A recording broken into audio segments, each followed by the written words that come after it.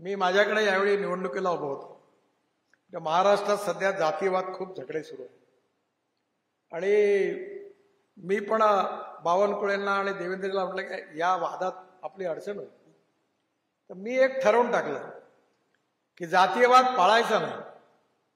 कुठलाही माणूस जो आहे तो जातीने मोठा नाहीये, तो गुणाने मोठा आहे आणि या समाजातली छुवाछूत, अस्पृश्यता, जातीयता समूळ नष्ट झाली पाहिजे।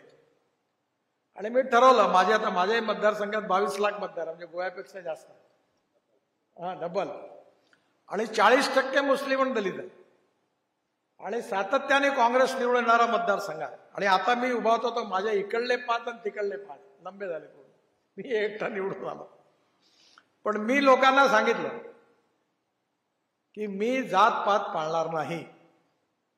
जो करेगा जात की बात उसको कसके मारूंगा लात, असं सरळ पब्लिकली सांगितलं।